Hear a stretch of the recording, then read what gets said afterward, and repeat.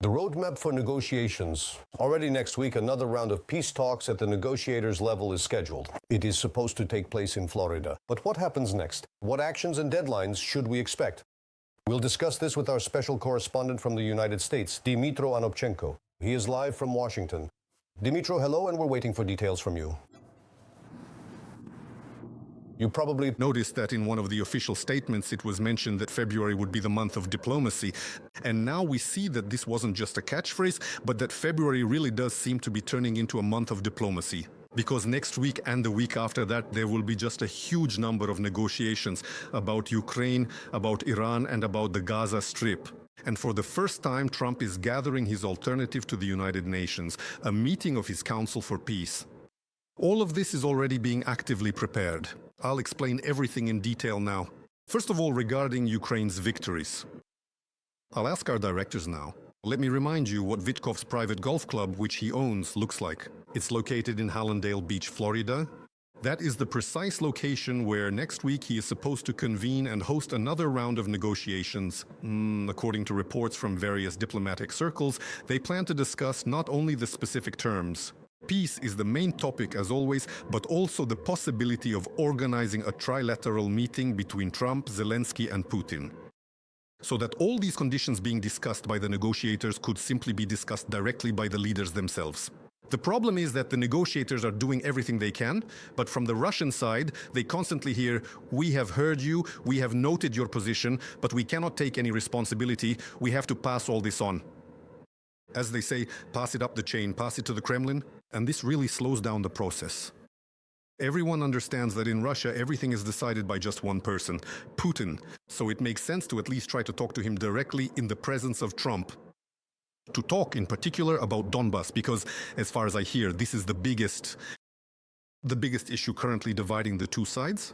Ukraine still fundamentally insists that the dividing line in Donbas should not follow the front line. And accordingly, both Ukrainians and Russians could withdraw from this line. Well, likewise, Russia still does not intend to give up the entire Donbas. Interestingly, the American administration is now changing this negotiation format. There's an interesting major publication. The Associated Press agency is writing about this today. And they write that the format is changing not only regarding Iran, but also regarding Ukraine, and that Trump is now increasingly involving military officials in the negotiations. The agency writes, and I quote, "This indicates a departure by the American president from traditional methods, both in negotiations and in foreign policy as a whole." So what exactly does this mean? The negotiations that are now being added to the American team, these are not even retired generals like Kellogg was, if you remember, but currently serving active duty military officers, very high-ranking military officials. For example, the current U.S. Army Secretary Dan Driscoll, and now the head of U.S. Central Command, Vice Admiral Brad Cooper, is also being added. So journalists heard from high-ranking American officials that the presence of these particular people, military officials of such a high level, is a way to hint to the participants in the negotiations that the United States, if necessary, can use tougher measures.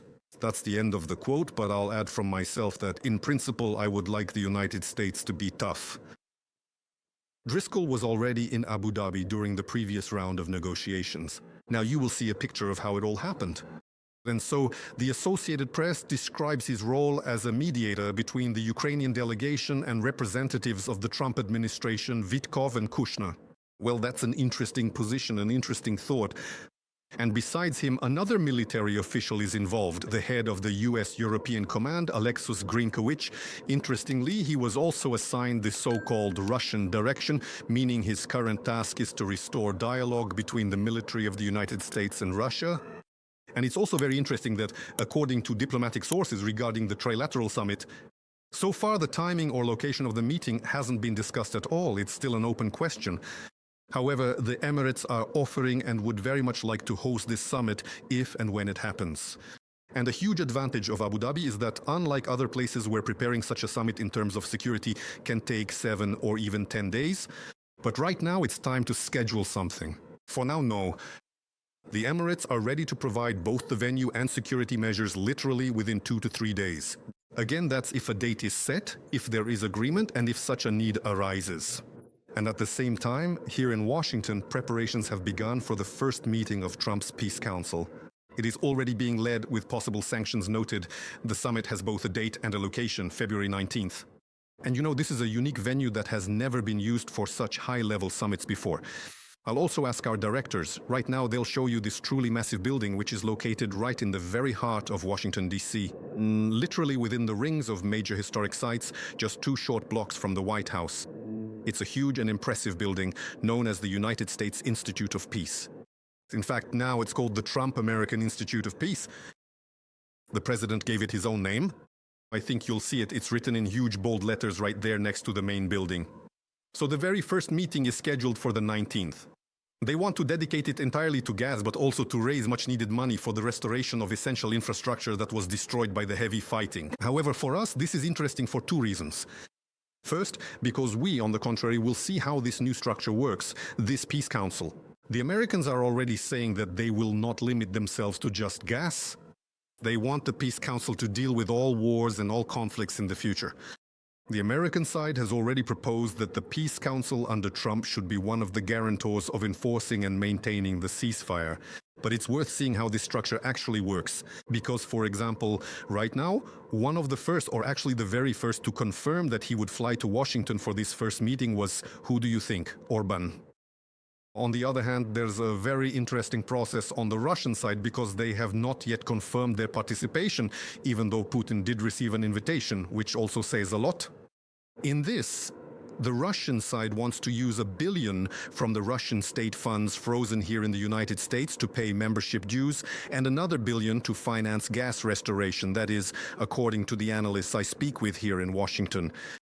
They see this as a very dangerous precedent or an attempt to create one, because if this happens, if the Russians manage to persuade the American side, it will essentially unlock the use of Russian funds frozen in the West. But Ukraine's principled position, which is supported by its allies, is that these funds must be earmarked, that they should go only toward the reconstruction of Ukraine. In other words, they should serve as conditional reparations. So we'll be following the events at these 3 locations closely next week. Washington, where preparations are underway for the meeting of the new council. Florida, where another round of negotiations will take place. And then there is Abu Dhabi, where, although not publicly acknowledged, preparations for what could potentially be a significant trilateral meeting may already be underway. And on the other hand, Lesha, I want to tell you and our viewers that I have been actively engaged in conversations with many retired American diplomats and very high-level officials. They are advising us to remain cautious and avoid being overly optimistic, even in the specific context of these ongoing negotiations. They say that Russia is still trying to drag things out, still trying to sabotage the negotiations. So under these circumstances, we really want to hope for the best, but everyone should avoid being under any illusions. That's the news from Washington, colleagues. Back to you. Dmitry, thank you very much for your detailed report. That was Dmitry Anopchenko, our special correspondent in the United States. Thank you.